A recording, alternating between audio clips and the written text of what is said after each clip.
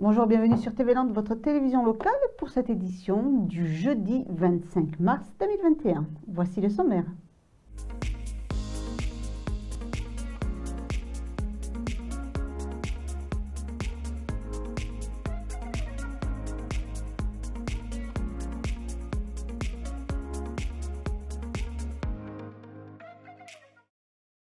Nous commencerons tout d'abord cette édition par une information de la ville de Seignos qui a lancé les candidatures pour son assemblée participative. Parce que le vivre mieux ensemble est important, les référents des quartiers sont pour les élus un maillon important pour réfléchir et agir avec et pour la commune. Ces référents sont là pour accompagner les élus en informant les habitants de leur quartier des décisions ou des projets à l'étude. Ils ont donc un rôle de transmission à double sens, de l'élu vers l'habitant et du citoyen vers l'élu. Si vous êtes intéressé par cette mission, vous avez donc jusqu'au 9 avril pour vous faire connaître et être recensé pour le tirage au sort des référents de quartier. Renseignez-vous au 05 58 49 89 89 ou encore sur le site de la ville seignos.fr. Comme il n'y a pas d'âge pour se sentir concerné par la vie de sa commune, preuve en est, dans de nombreuses communes ont lieu les élections du conseil municipal des jeunes. À Saubion, c'était la première fois que se tenait une telle élection. Image. Après avoir fait campagne pendant 15 jours, les candidats au CMJ de Saubion et leurs camarades de classe se sont rendus aux urnes afin d'élire le premier conseil municipal des jeunes de la commune. C'était un de nos objectifs de campagne. C'est vrai que on voyait bien que ça commençait à fleurir dans plusieurs autres communes et on avait l'envie d'intéresser plus de jeunes pour qu'ils voient un petit peu comment se passe un conseil municipal et qu'ils fassent aussi émerger leurs idées et puis si possible évidemment qu'ils puissent les réaliser avec nous.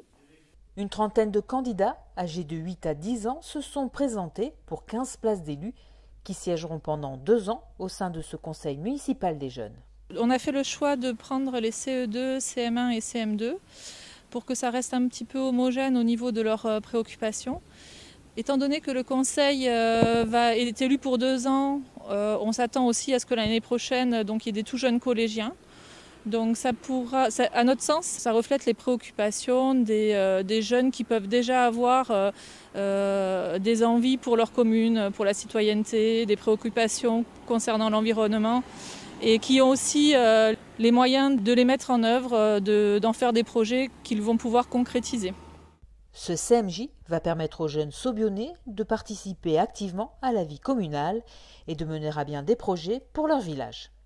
Ils vont nous apporter des choses complémentaires avec leur vécu, leurs yeux d'enfants certes, mais leur vécu, parce que certaines choses, nous on travaille dessus, mais eux, ils les vivent peut-être plus parfois.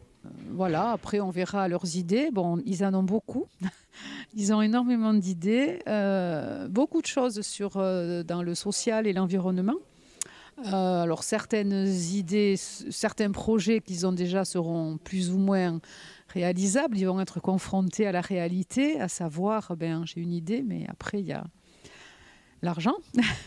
Mais bon, c'est pas grave. Voilà, ils vont puis apprendre aussi à travailler en équipe, à discuter, à débattre.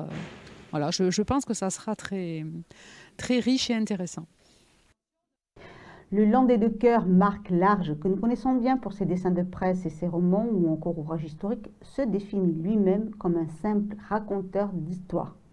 Après son livre « La folle histoire de Phénix Arnaudin », voici son nouveau roman « Toi qui que tu sois ».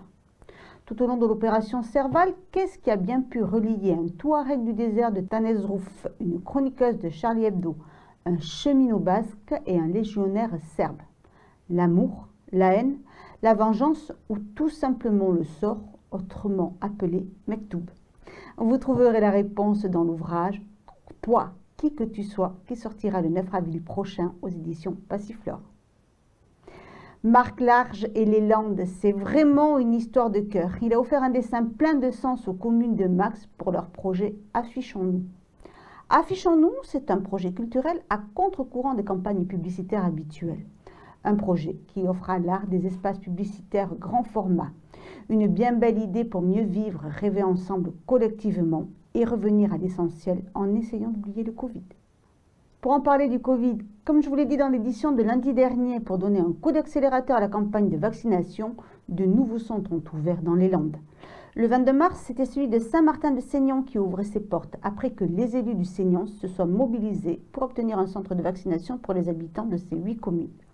Voici ce que nous en dit Isabelle Dufaux, présidente de la communauté des communes du Seignan, et une présentation du protocole qui vous attend par M. Michel Dombris, référent de ce centre de vaccination. Alors c'est vrai que très rapidement, nous on a souhaité organiser un centre de vaccination au niveau de la communauté de communes du Seignan pour l'ensemble donc des habitants du Seignan, nos personnes âgées et puis plus largement bien sûr l'ensemble des habitants. Et c'est vrai que ça n'a pas été évident au départ. Avec l'ARS, il a fallu trouver les conditions à réunir et je pense qu'on est maintenant sur une très très belle réussite.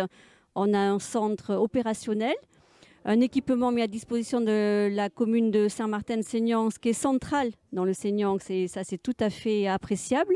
Et puis on a réussi, et ça c'était vraiment un enjeu très très fort, on a réussi à mobiliser médecins, infirmiers en poste ou à la retraite, élus, agents du SIAS, et tout le monde maintenant était hyper mobilisé pour que ça fonctionne du mieux possible. Alors il y a plusieurs pièces. Il y a une pièce d'accueil avec un matériel de bureau où les gens peuvent remplir un formulaire pré-vaccinal, une petite salle d'attente avant la consultation du médecin, puis une zone de vaccination où une infirmière vaccine les patients. Une fois que la vaccination est faite, les gens vont en salle de repos pour respecter le quart d'heure de surveillance après le vaccin.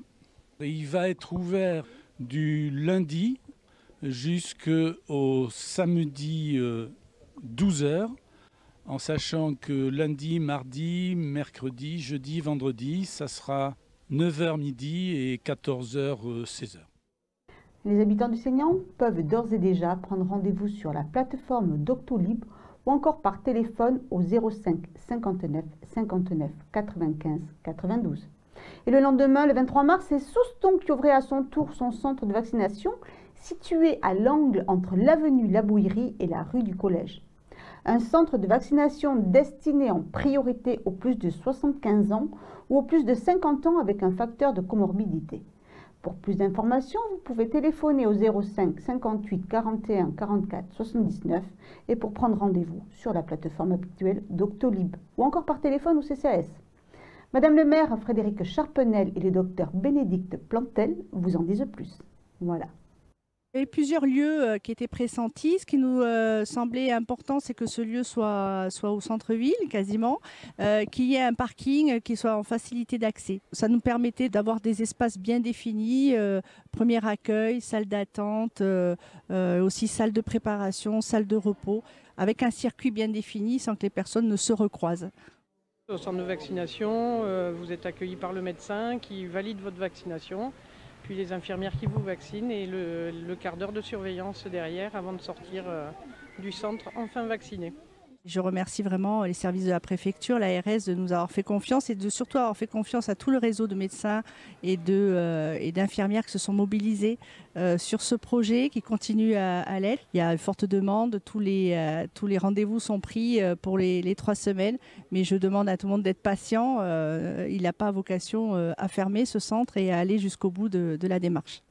En espérant que la campagne de vaccination portera rapidement ses fruits et que nous puissions retourner rapidement à une vie normalisée pour pouvoir voir une exposition ou suivre un concert. Pour l'instant, crise sanitaire oblige, l'exposition de plus de 80 toiles de l'artiste Charlie Tastet exposée au Sporting d'Hossegor est reportée depuis décembre. Mais comment flâner parmi les œuvres comme si vous y étiez? Grâce à une visite virtuelle accompagnée par l'artiste en personne, en se rendant via le net sur l'adresse qui s'affiche sur votre écran. Vous trouverez de plus en plus d'informations sur le site de la ville de Sourtes-Hossegor ou sur leur page Facebook. Voilà, cette édition s'achève. Je vous remercie de nous avoir suivis et je vous donne rendez-vous lundi pour une prochaine édition de TV Land, votre web télévision locale. Bon week-end!